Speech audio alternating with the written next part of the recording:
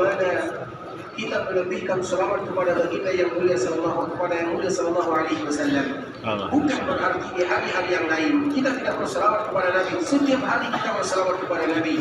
Namun ada waktu-waktu yang mulia, waktu-waktu yang dianjurkan kita untuk memperbanyak salawat tersebut.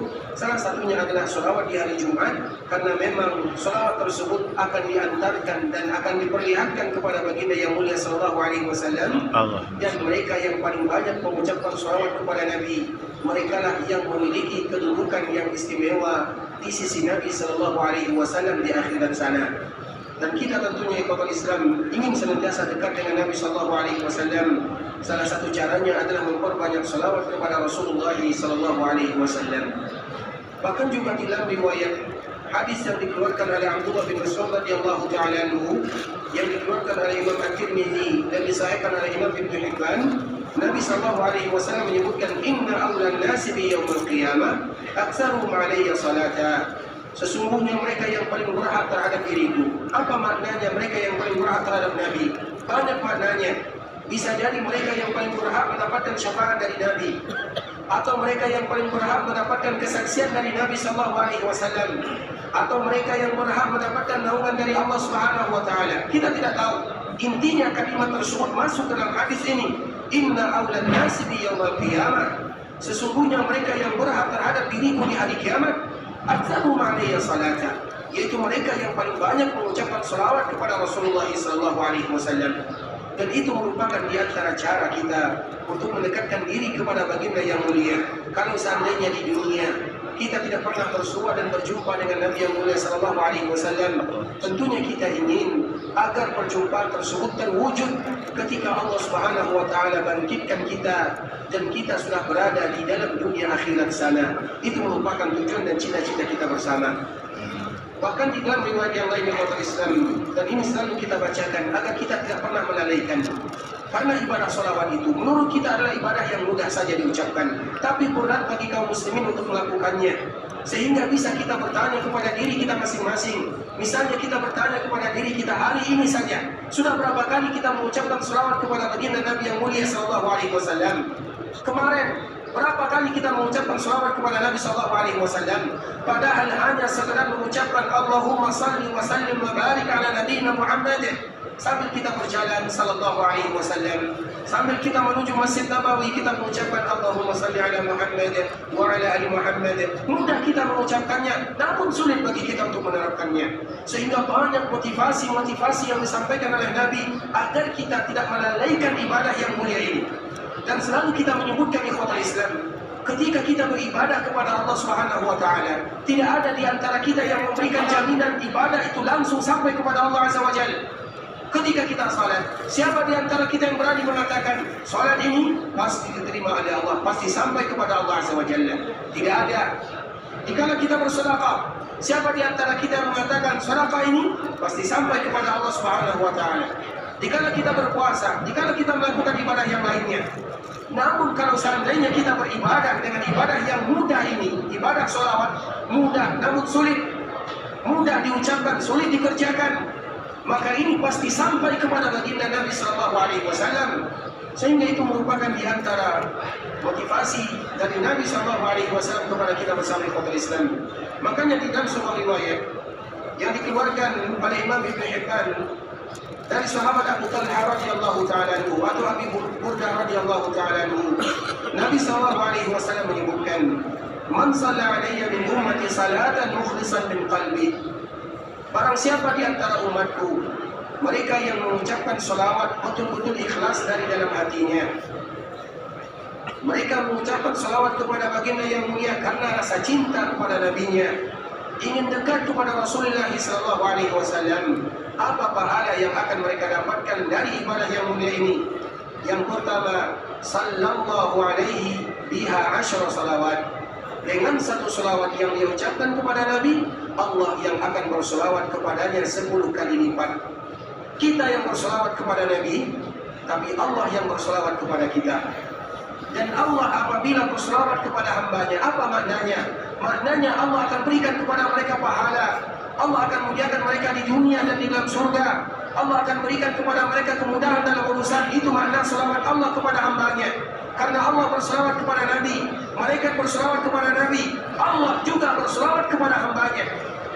Walaupun maknanya berbeda, makna Allah berselawat kepada Nabi berbeda dengan makna Allah berselawat kepada kita sebagai umat Nabi. Walaupun kalimatnya sama-sama selawat, nah ketika kita berselawat kepada Nabi, Allah yang berselawat kepada kita. Apa makna Allah berselawat kepada kita? Allah bangga kepada kita, Allah sanjung kita, Allah puji kita. Itu maknanya. Ketika kita berselawat kepada baginda yang mulia sallallahu alaihi wasallam, maka Allah yang akan berselawat kepada kita sebagai umat Nabi yang mulia, sebagai hamba Allah Subhanahu wa taala. Itu pahala yang pertama. Allah berselawat kepada hamba tersebut 10 kali lipat atau 10 kali selawat. Satu selawat yang kita antarkan kepada baginda yang mulia, 10 selawat dari Allah yang kita dapatkan. Kemudian wa rafa'ahu biha 10 darajat.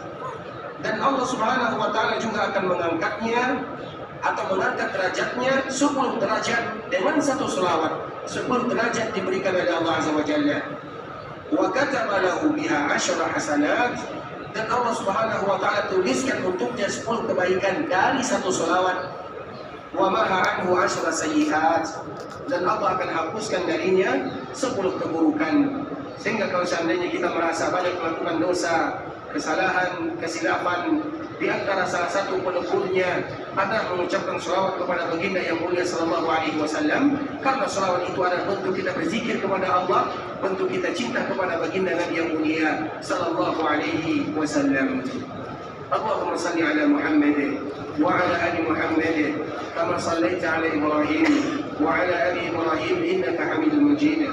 اللهم بارك على محمد وعلى آل محمد كما باركت على إبراهيم وعلى آل إبراهيم إنك حميد مجيد. Ikhwatul Islam, saudara kaum muslimin, para tamu Allah rahimani wa rahimakumullah. Insyaallah pada kesempatan yang berbahagia ini kita akan kembali melanjutkan pembahasan kita yang sebelumnya sempat tertunda, masih berkaitan dengan Ar-Raudhah Asy-Syarifah, yaitu taman di antara taman-taman yang dimuliakan oleh Allah Subhanahu wa taala, yang mana tentunya kita akan merasa bangga ketika Allah Subhanahu wa taala berikan kepada kita kesempatan untuk bisa beribadah di dalamnya. Karena memang di antara salah satu makna daripada Raudhah Asy-Syarifah adalah apabila seorang hamba bisa beribadah di dalamnya, maka seolah-olah dengan ibadah yang dia lakukan akan bisa mengantarkan dia ke taman surga yang sebenarnya. Dan itu merupakan tujuan dan cita-cita kita bersama, bagaimana Allah mudahkan kita untuk masuk ke dalam surga dan menikmati keindahan-keindahan yang disediakan oleh Allah Subhanahu wa taala di dalam surga tersebut. Dan salah satunya adalah dengan beribadah di dalam Raudhah yang berada di dalam Masjid Rasulullah sallallahu alaihi wasallam. Ikhwatul Islam, saudara kaum muslimin, para tamu Allah rahimani wa rahimakumullah.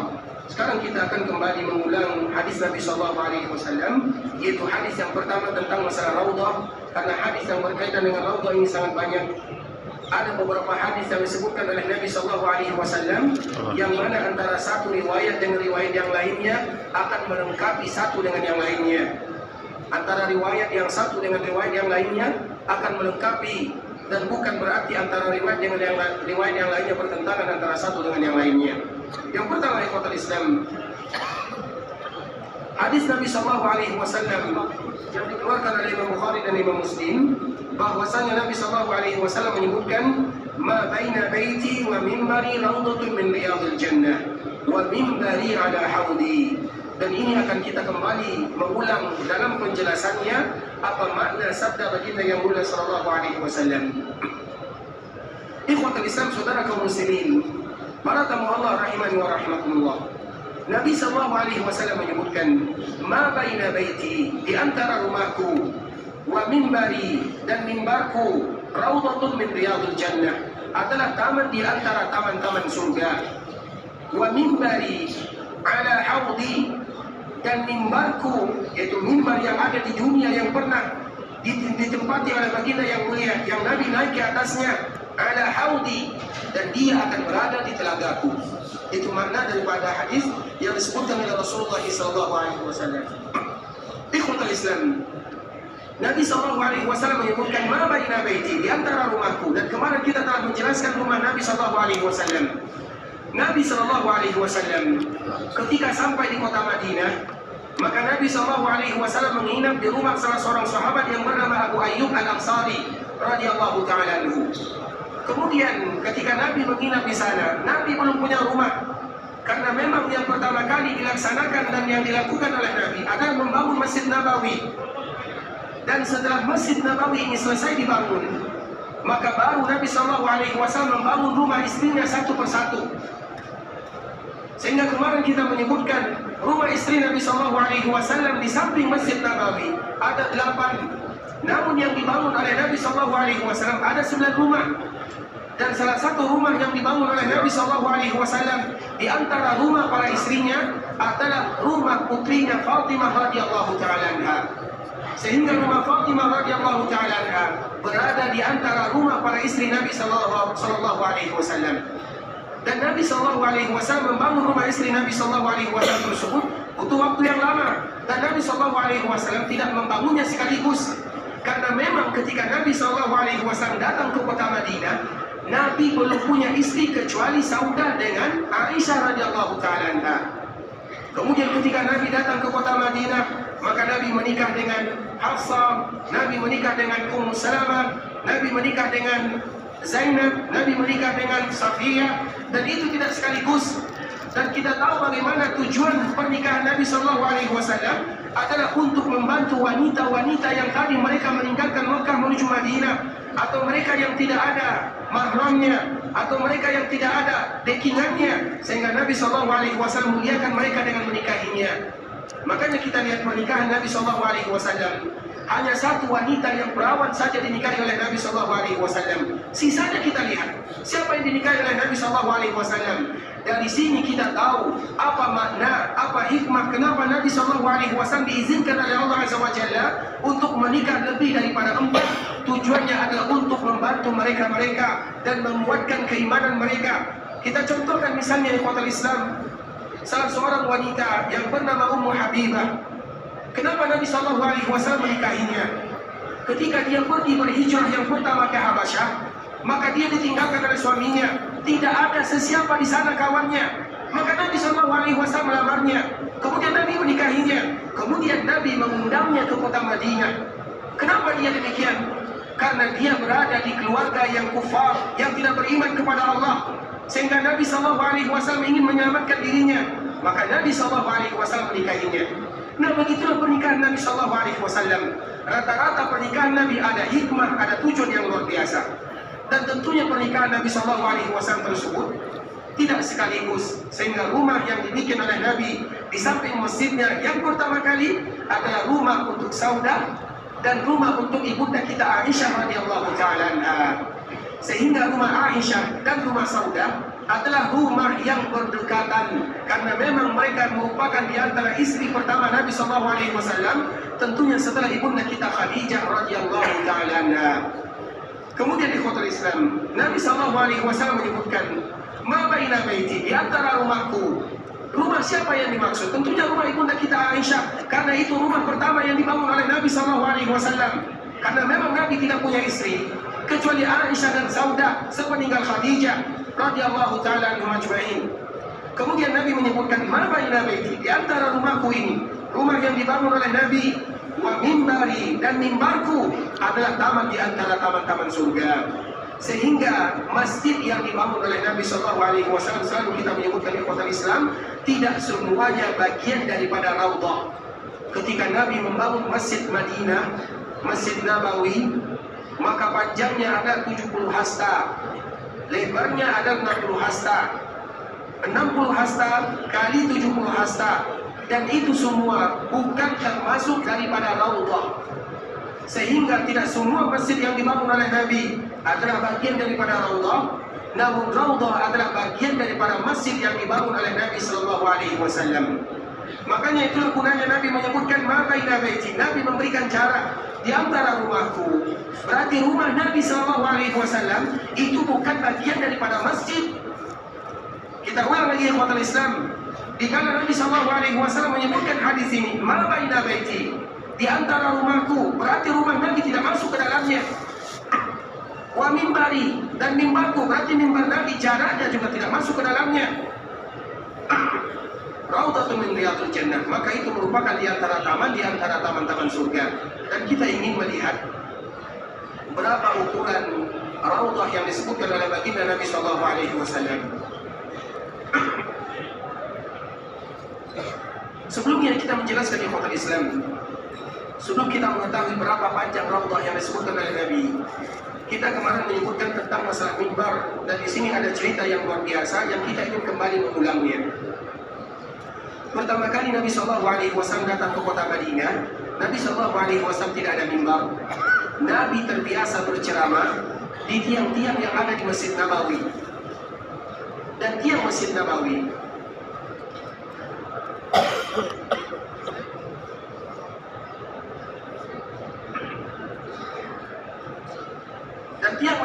itu ikhwatul Islam terbuat dari pohon kurma. Sehingga ketika Nabi SAW berceramah, maka Nabi SAW bersandar berpegang ke pohon tersebut. Kemudian setelah berjalan beberapa waktu lamanya, maka datang seorang wanita menawarkan mimbar kepada Nabi.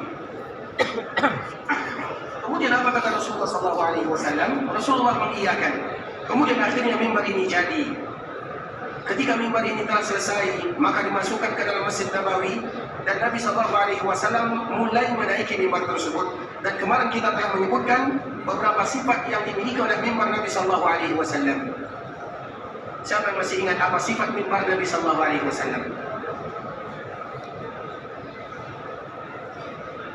Yang pertama sifatnya, mimbar Nabi memiliki 3 anak tangga. Yang kedua,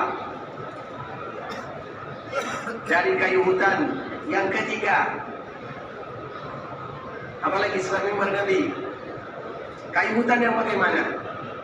Yang tidak berduri. Barakallahu fiik. Allah jika khairan. Silakan. Insyaallah. Itu mimbar atau sifat mimbar Nabi SAW. Nah, mimbar ini orang Islam akhirnya dimasukkan ke dalam Masjid Nabawi. Dan pertama kali Nabi ingin menaiki mimbar ini, maka didengarkan ada suara yang merintih, yang sedih. Tidak lain tidak bukan, suara ini adalah dari kesedihan atau muncul dari pohon kurma yang biasa Nabi bersandar di sana. Dan hadis ini ikhwatul Islam banyak diriwayatkan oleh para sahabat Nabi yang mulia sallallahu alaihi wasallam. Kenapa? Karena semua para sahabat mengetahui kisah ini. Makanya diriwayatkan oleh Umar bin Khattab, oleh Abdullah bin Umar, oleh Anas bin Malik, oleh Abdullah bin Abbas, oleh Jabir bin Abdullah. Mereka yang banyak meriwayatkan hadis dari Nabi sallallahu alaihi wasallam. Mereka meriwayatkan kisah yang indah ini. Bagaimana cintanya mimbar kepada Nabi sallallahu alaihi wasallam, yang kadang-kadang kecintaan mimbar atau kecintaan pohon kurma kepada Nabi mengalahkan kecintaan manusia kepada Nabi sallallahu alaihi wasallam. Mimbar ketika ditinggalkan oleh Nabi, dia menangis. Dia menangis dengan suara yang kuat. Suaranya didengarkan oleh semuanya. Sehingga apa yang dilakukan oleh Nabi SAW, maka Nabi SAW tidak jadi melanjutkan khutbahnya. Nabi turun. Ketika Nabi turun, Nabi memegangnya. Di dalam riwayat yang lain, Nabi menempelkan dirinya kepada pohon tersebut. Sebagaimana dulu Nabi memegang dirinya ketika mimbar itu belum ada.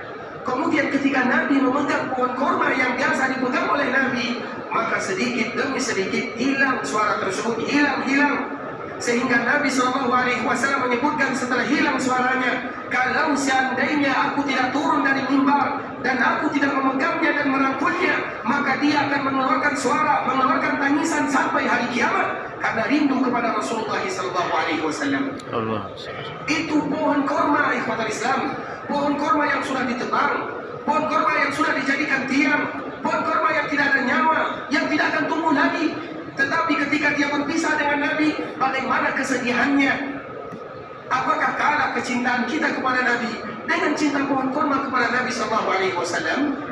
Dan yang cinta kepada Nabi itu banyak sekali ikhwatul Islam. Bagaimana mereka sedih karena mereka berpisah dengan Nabi. Kita contohkan contoh yang kedua. Ada salah satu onta yang kita tahu, onta Nabi SAW yang bernama Qaswa. Onta Nabi SAW memiliki onta, dan onta ini baru dimiliki oleh Nabi SAW ketika Nabi hijrah dari Makkah menuju Madinah, yang dibeli kepada Abu Bakar seharga 400 dirham. Itulah unta Nabi SAW.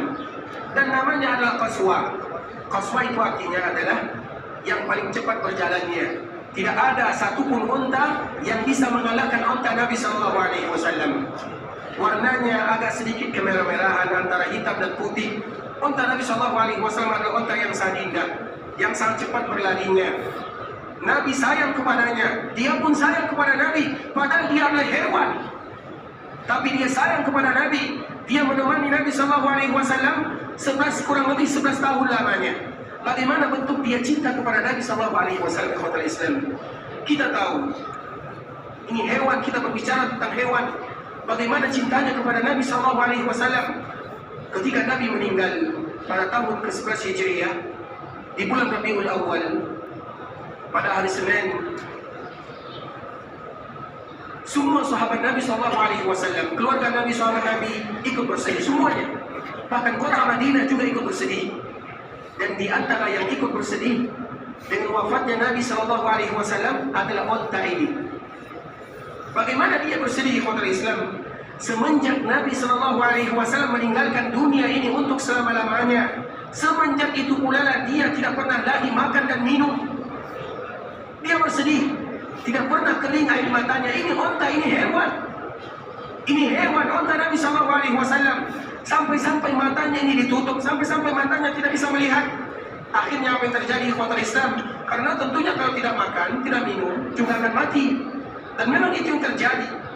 Sehingga unta Nabi yang bernama Qaswa ini, karena dia tidak tahan berpisah dengan Nabi SAW, dia tidak bisa lagi makan, dia tidak bisa lagi minum, dia tidak lagi ceria, dia tidak lagi bahagia, dia tidak lagi gembira. Sehingga 3 bulan setelah Nabi meninggal, dia pun akhirnya menyusul Nabi SAW. Walaupun unta, binatang, hewan tidak dihisab oleh Allah Subhanahu wa Ta'ala, namun mereka juga punya hati yang menunjukkan bagaimana cintanya kepada Nabi. Sehingga kita selalu bertanya, ikhwatul Islam, kalau begini pohon korma, kalau begini hewan unta Nabi, bagaimana dengan kita? Bagaimana keadaan kita? Bagaimana cintanya kita kepada Nabi? Karena banyak orang yang mengaku cinta kepada Nabi, namun mereka tidak pernah menunjukkan bentuk cinta kepada Nabi SAW. Cinta Nabi hanya sekedar dengan mulut saja. Enggak. Cinta kepada Nabi dengan mulut, dengan lisan, dengan lidah. Iya. Tapi yang lebih penting adalah dengan amalan dan perbuatan. Itu makna cinta yang sebenarnya kepada baginda yang mulia SAW. Dan semua kita wajib cinta kepada Rasulullah SAW. Namun harus ada buktinya. Apa bukti kita cinta kepada Nabi? Sudahkah kita mempelajari atau membaca sejarah Nabi atau belum? Sudahkah kita mempelajari hadis-hadis Nabi atau belum? Sudahkah kita tahu tentang anjuran Nabi kepada kita atau belum? Sudahkah kita berusaha melaksanakan perintah Nabi atau belum? Sudahkah kita berusaha untuk meninggalkan larangan Nabi atau belum? Itu namanya cinta. Karena cinta kepada baginda yang mulia diungkapkan dengan 4 kalimat. Yang pertama, cinta kepada Nabi, ta'atuhu fima amar. Yang kedua, cinta kepada Nabi, tasdiquhu fima akhbar. Yang ketiga, cinta kepada Nabi, ijtinabu ma nahaa anhu wa zajar. Yang keempat, cinta kepada Nabi, wa alla yu'badallahu illa bima syara'. Itu baru cinta kepada Nabi yang sebenarnya. Dan kalau kita ingin mencintai Nabi, ukur diri kita dengan 4 perkara ini. Yang pertama apa? Ta'atuhu fima amar. Apakah kita sudah melaksanakan apa yang Nabi perintahkan kepada kita? Yang kedua, wa tasdiquhu fima akhbar, yaitu membenarkan semua yang Nabi kabarkan tanpa banyak bertanya. Apapun yang Nabi perintahkan, sami'na wa ata'na. Tidak ada seorang muslim mereka mengatakan, mengapa Nabi memerintahkan kita melakukan ini? Mengapa Nabi melarang kita melakukan ini? Itu bukan mereka yang cinta kepada Nabi yang sebenarnya. Karena cinta kepada Nabi, sami'na wa ata'na. Yang ketiga, wajtinabu ma nahaa anhu wa zajar. Bagaimana kita meninggalkan semua yang Nabi larang. Yang keempat, wa alla yu'badallahu illa bima syara'. Bagaimana kita beribadah kepada Allah sesuai dengan apa yang Nabi ajarkan. Apa maknanya? Berarti kita harus tahu agama, kita harus mempelajari sejarah baginda yang mulia, kita harus mengetahui hadis Nabi, kita mempelajari sunnah Nabi, agar kita bisa menerapkan 4 ini. Dan inilah yang disebut dengan standar cinta yang sebenarnya kepada baginda yang mulia sallallahu alaihi wasallam. Dan cinta itu berat, ikhwatul Islam. Cinta itu berat. Ketika kita mencintai istri kita berat, harus kita melakukan sesuatu yang dia suka. Ketika kita mencintai anak-anak kita berat, Kita harus mencari apa yang mereka suka. Dan ketika kita mencintai baginda yang mulia, harus kita melakukan apa yang disukai Nabi. Itu makna daripada cinta yang sebenarnya. Dan tadi telah kita jelaskan bagaimana kecintaan pohon kurma kepada Nabi, bagaimana cinta unta kepada Nabi. Bahkan juga di dalam sebuah hadis disebutkan oleh Nabi SAW tentang sebuah bukit yang selalu kita kunjungi. Itu bukit Uhud yang ada di belakang kita ini. Kurang lebih jaraknya 3,5 kilo. Bukit Uhud itu ikhwatul Islam benda mati yang juga terbuat dari bebatuan, tapi dia cinta kepada Nabi. Pernah suatu ketika dia kegirangan, ibarat seorang anak yang menunggu kepulangan ayahnya, maka dia akan bahagia, girang, akan meloncat sini sana. Begitu juga dengan Uhud. Kenapa dia demikian? Padahal dia terbuat dari batu, karena gembiranya bersua dan berjumpa dengan Nabi SAW. Sampai menyebutkan, "Utsbut ya Uhud, hendaklah engkau wahai Uhud, utsbut itu tenanglah wahai Uhud." Sehingga Nabi SAW menyebutkan, "Uhud yuhibbuna wa nuhibbu." Uhud ini adalah bukit yang cinta kepada kita, padahal dia benda mati. Mana hatinya? Mana nyawanya? Dia benda mati terbuat dari bebatuan. Tapi bukit Uhud adalah bukit yang cinta kepada Nabi. Makanya ini merupakan bukti ikhwatul Islam yang mencintai Nabi itu banyak. Yang benda mati banyak mencintai Nabi. Yang berasal dari hewan juga banyak mencintai Nabi SAW. Tinggal bagaimana kita mencintai Nabi kita yang mulia SAW. Kemudian ikhwatul Islam, kita kembali melanjutkan masalah mimbar Nabi yang tadi telah kita jelaskan, kisah yang sangat indah dari awal mula mimbar Nabi. Nabi SAW menyebutkan, "Ma baina baiti wa mimbari raudhatun min riyadil jannah." Di antara rumahku dan mimbarku adalah taman di antara taman-taman surga. Mimbar ini ikhwatul Islam, kemarin kita menjelaskan Masjid Nabawi. Masjid Nabawi itu panjangnya 70 hasta, kemudian lebarnya 60 hasta. Nabi SAW menyebutkan, "Ma baina baiti wa mimbari," di antara rumahku dan mimbarku. Dan kita tahu mimbar itu disebut dengan mimbar, artinya ada suatu tempat yang tinggi, maka disebut dengan mimbar. Mimbar itu artinya sesuatu tempat yang tinggi, maka disebut dengan mimbar. Kemudian Nabi memberikan batasan untuk raudhah, di antara rumahku dan mimbarku ada taman di antara taman-taman surga. Nah, kita menyebutkan panjang Masjid Nabawi ada 70 hasta. Apakah mungkin ketika mimbar ini masuk ke dalam Masjid Nabawi, letaknya di bagian ujung masjid, atau di tengah masjid, atau di mananya masjid?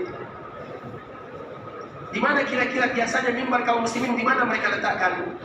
Paling tidak mimbar itu diletakkan di bagian tengah, atau kalau seandainya ingin agak sedikit di bagian ujung sana juga tidak menjadi masalah. Intinya mimbar itu tidak mungkin di ujung masjid, karena tujuan daripada mimbar itu adalah untuk berceramah atau untuk menyampaikan mau'izah, atau agar orang yang berbicara melihat semua audiennya. Itu diantara salah satu tujuannya. Nah, mimbar Nabi ini ikhwatul Islam, dan kita ingin menyampaikan, karena Masjid Nabawi yang pertama kali melakukan perluasan untuk Masjid Nabawi adalah Nabi itu sendiri.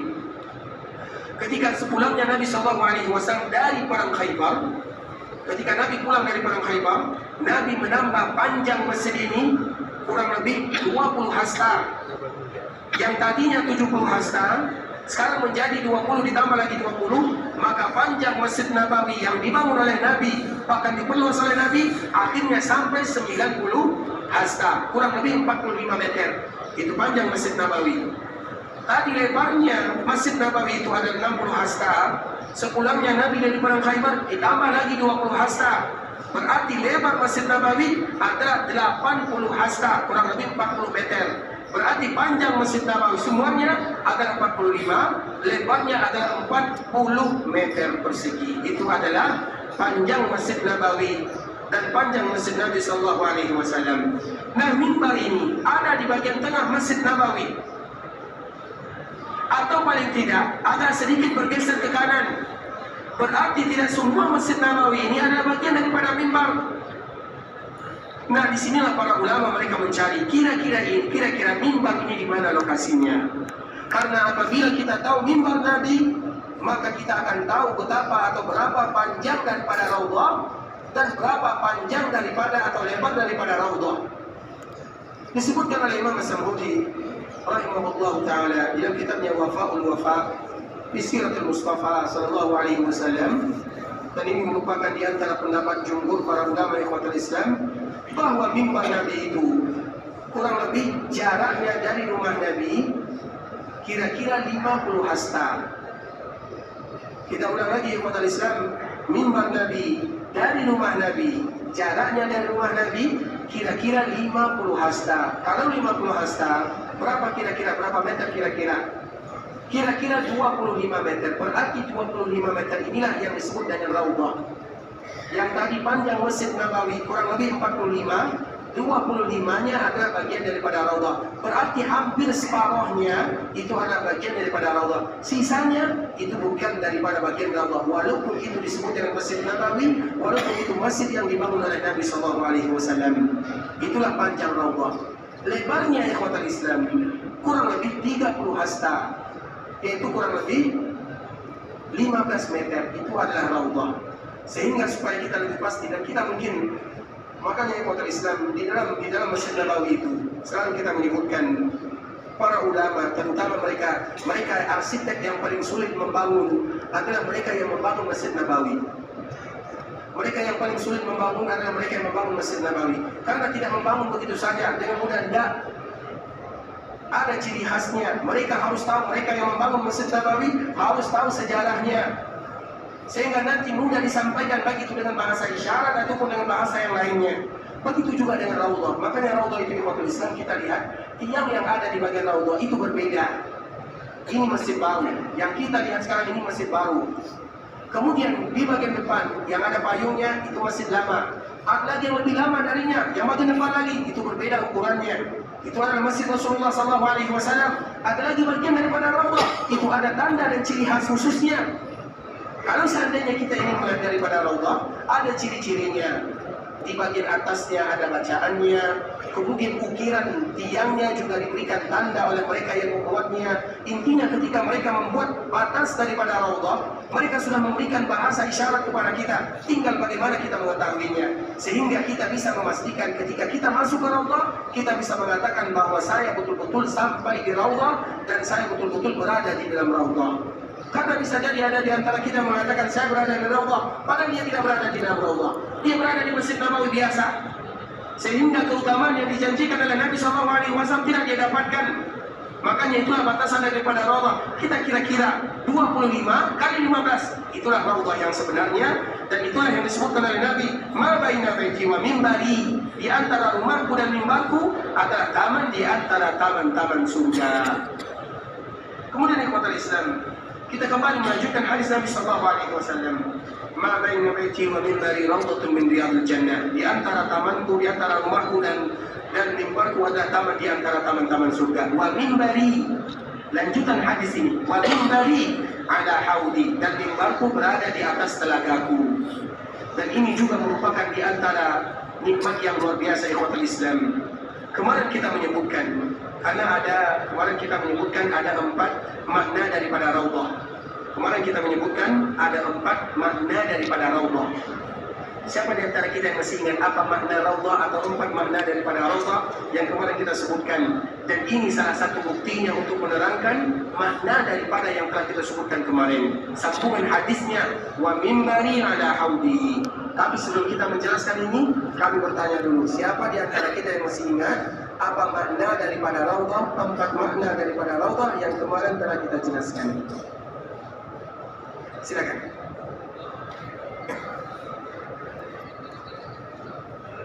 Suara angkat sedikit ya, biar nanti yang lain bisa dengar. Masya Allah, jazakallahu khairan.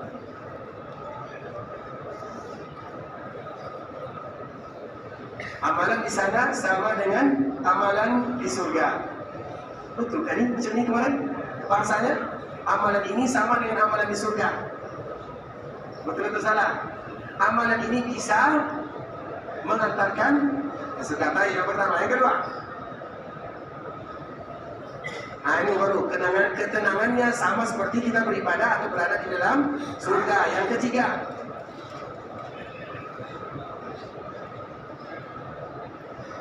Raudhah itu taman surga yang tadi panjangnya 15 kali 25 itu betul-betul bagian daripada taman surga. Ayat yang keempat,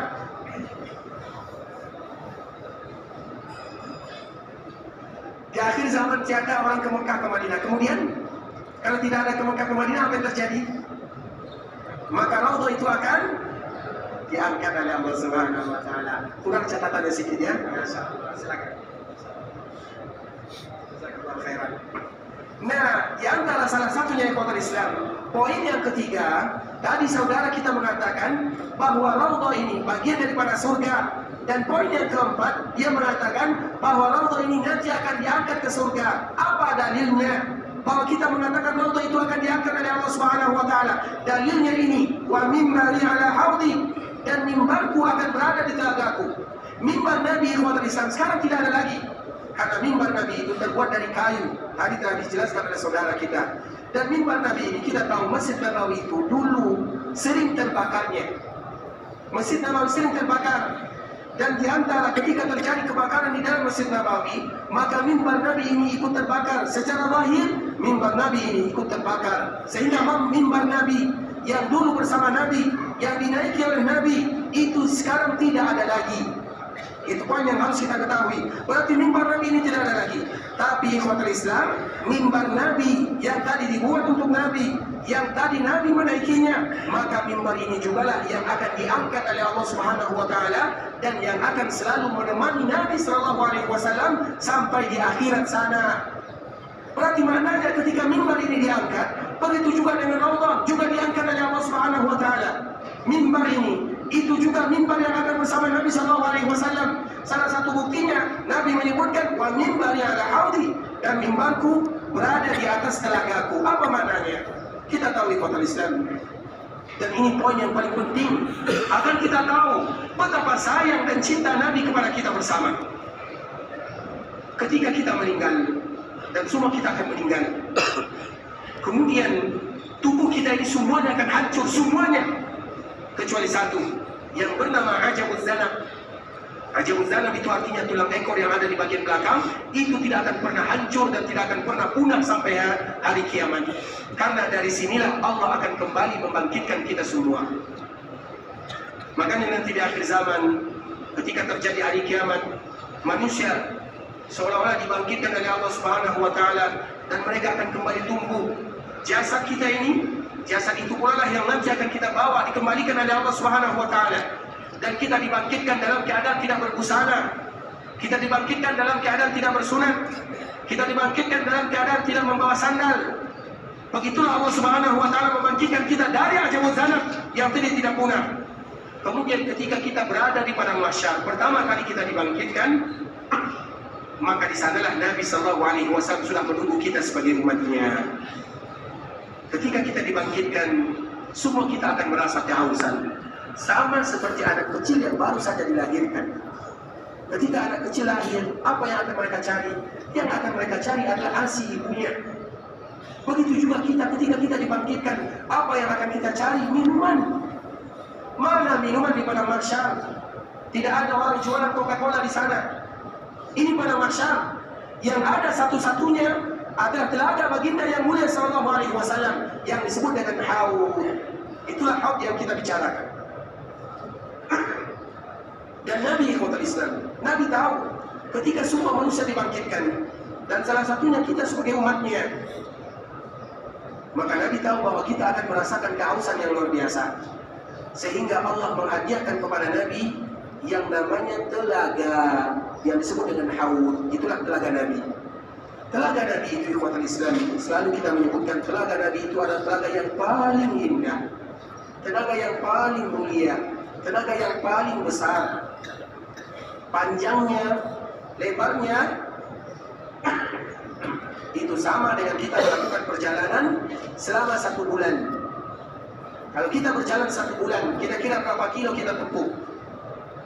Kalau berjalan kaki mungkin sebentar, tapi kalau kita naik kendaraan, intinya Nabi hanya menyebutkan ibarat kita melakukan perjalanan selama 1 bulan. Begitulah panjang telaga Nabi SAW. Dan wajar kalau telaga Nabi panjang, karena umat yang paling banyak itu adalah umat Nabi SAW. Panjang dan lebarnya sama. sama-sama seolah-olah kita melakukan perjalanan selama 1 bulan. Itu telaga Nabi SAW. Warnanya lebih putih daripada susu, rasanya lebih manis daripada madu.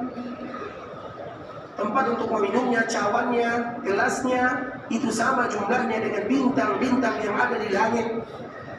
Dan Nabi SAW menyebutkan, "Ana faratukum 'alal haud." Kata Nabi SAW, "Wahai umatku, aku tunggu kalian di telagaku. Man marra alayya syarib." Barang siapa yang lewat mampir, minum.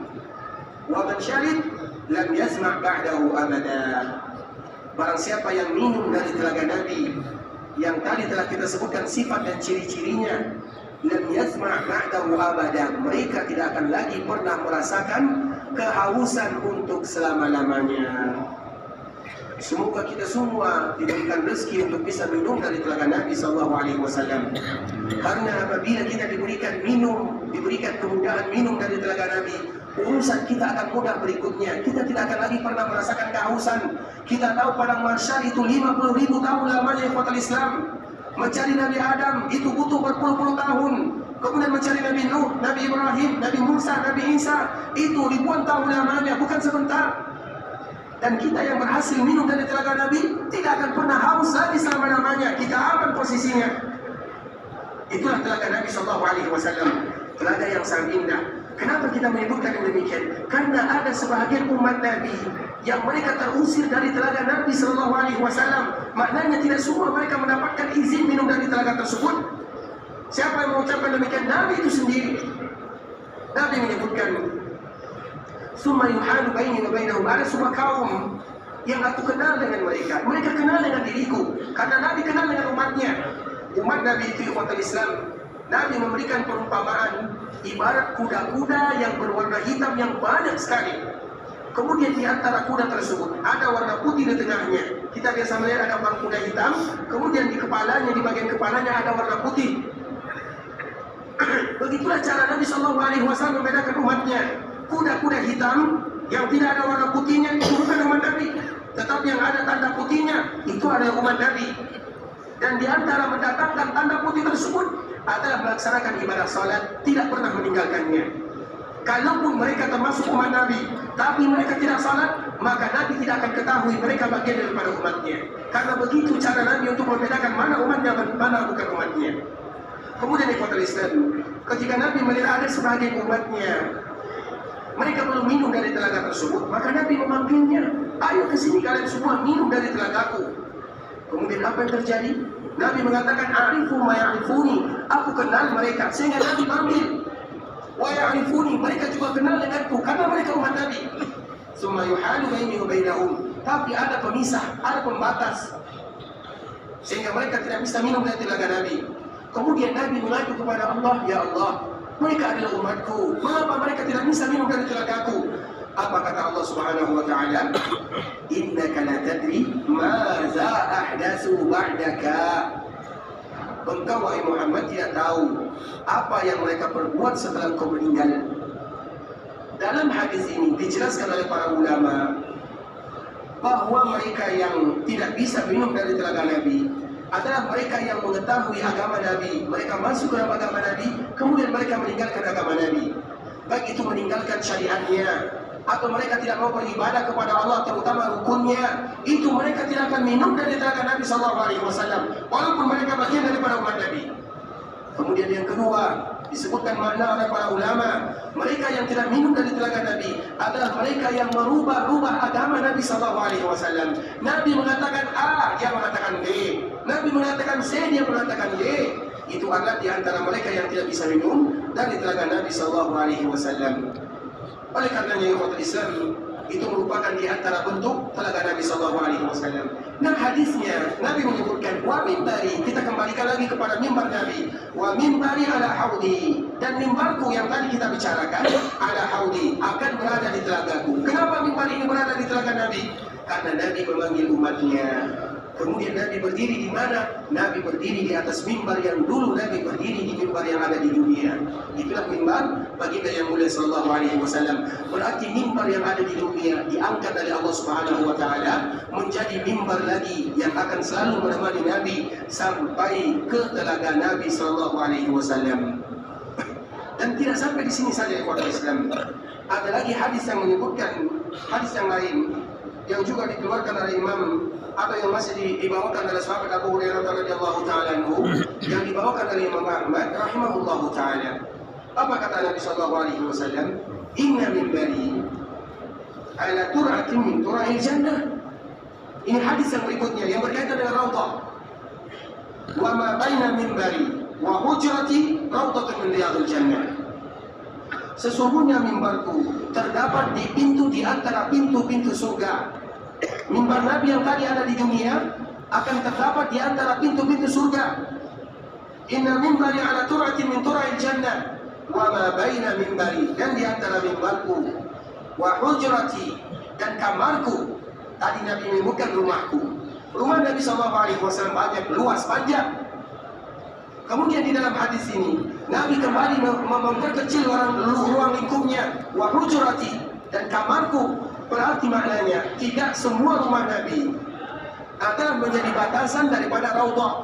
Dan inilah dari mana kita menentukan lebar daripada raudhah yang tadi kita jelaskan 15 meter, karena Nabi tidak menyebutkan semuanya.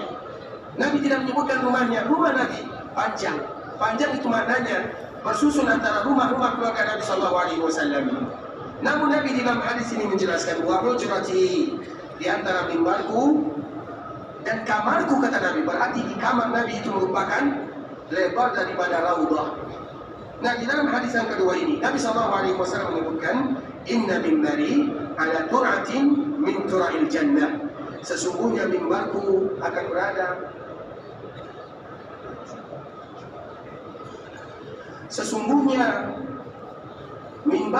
berada di antara pintu-pintu surga. Kita tahu ikhwatal Islam, surga Allah Subhanahu wa taala merupakan sesuatu keindahan yang sangat luar biasa. Surga itu tidak pernah terdapatkan atau tidak pernah terbayangkan oleh akal pikiran kita, tidak pernah terlihat oleh mata, tidak pernah terdengar oleh telinga. Itu adalah surga Allah Subhanahu wa taala. Namanya sama, iya. Di surga ada buah-buahan, iya. Di surga ada sungai, iya. Namanya saja yang sama. Hakikat semuanya berbeda. Dan surga itu memiliki 100 tingkatan atau 100 derajat. Antara satu derajat dengan derajat berikutnya itu ibarat antara langit dan bumi. Itu satu derajat. Berapa jarak antara langit dan bumi kita tidak tahu. Dan kita tidak pernah melihat langit. Yang kita lihat itu hanya awan. Langit tidak pernah kita melihatnya, sehingga kita tidak bisa mengukurnya. Nah, begitulah perumpamaan yang disebutkan oleh Allah Subhanahu wa taala. Dan surga itu memiliki 8 pintu. Dan kita tahu ikhwatul Islam, Allah Subhanahu wa taala berpesan kepada malaikat penjaga surga bahwa surga ini tidak boleh dibuka kecuali kepada seorang hamba yang bernama Muhammad bin Abdullah. Dan nanti kita akan jelaskan bagaimana kita memasuki surga, bagaimana kita dihisab. Dan hisab kita itu ada dua, ada hisab yang pertama, ada hisab yang kedua. Setelah kita melalui hisab yang kedua, baru diizinkan kita masuk ke dalam surga. Namun kita tidak boleh masuk ke dalam surga sampai yang meminta dibukakan pintu surga adalah Muhammad bin Abdullah. Sehingga ketika Nabi SAW ingin masuk ke dalam surga, malaikat bertanya, siapa kamu? Maka Nabi mengatakan, saya adalah Muhammad bin Abdullah. Maka malaikat mengatakan, Allah berpesan kepadaku bahwa surga tidak akan dibukakan kecuali untukmu. Maknanya Nabi yang diizinkan oleh Allah pertama kali membuka pintu surga tersebut. Nah, ketika Nabi SAW, karena di antara salah satu kecintaan Nabi kepada kita, Nabi SAW ketika ada sebagian umatnya sudah melewati tantangan, rintangan, sudah melewati hisab yang pertama, hisab yang kedua, Nabi tidak membiarkan umatnya begitu saja, tidak. Bahkan Nabi SAW mengantarkan mereka yang masuk ke dalam surga, Nabi antarkan satu persatu umatnya. Begitulah cinta Nabi kepada kita bersama. Dan ketika kita akan masuk ke dalam surga, Nabi berdiri di mana? Nabi berdiri di atas mimbarnya. Mimbar ini lagi Makanya Nabi SAW menyebutkan, Inna mimbari ala turatin min tura'il jannah. Sesungguhnya mimbarku ini akan berada di antara pintu-pintu surga. Karena pintu surga itu ada 8. Dan umat Nabi akan memasukinya sesuai dengan keahlian mereka masing-masing. Yang ahli salat, mereka masuk ke pintu salat. Yang ahli puasa, mereka masuk ke pintu puasa. Yang ahli jihad, mereka masuk ke pintu jihad. Yang ahli ibadah, mereka masuk ke pintu ibadah. Bagaimana cara Nabi menentukannya? Di mana posisi Nabi? Nabi berada di atas mimbarnya, mimbar yang tadi telah kita jelaskan. Mimbar ini akan selalu menemani Nabi di telaganya, dan juga menemani Nabi bahkan untuk memasukkan umat-umatnya ke dalam surga. Oleh karenanya, ikhwatul Islam, tentunya itu merupakan di antara sifat, ciri-ciri Nabi dan ciri-ciri mimbar Nabi, yang mana menunjukkan mimbar tersebut adalah bagaimana sayangnya Nabi kepada kita sebagai umatnya. Dan kami mohon maaf ikhwatul Islam, insyaallah pembahasan kali ini tidak kita sempurnakan, kita tidak melanjutkannya, dan insyaallah kita akan kembali melanjutkan tentang masalah Raudhah dan mimbar Nabi SAW, yaitu dua hal yang tidak bisa terpisahkan, karena memang Nabi menyebutkan di antara rumahku dan mimbarku adalah taman di antara taman-taman surga. Dan insyaallah keesokan hari semoga Allah Subhanahu wa taala berikan kemudahan kepada kita untuk bisa kembali melanjutkan pembahasan kita yang masih tergantung ini dan belum selesai bagi kita untuk menyempurnakannya. Namun pada kali ini ikhwatul Islam, kami agak cepat selesai sedikit karena ada keperluan yang perlu kami selesaikan, dan kami mohon maaf atas waktu yang tidak sampai pada waktu Isya. Waktu kita tinggal 10 menit lagi, insyaallah akan memasuki waktu Isya.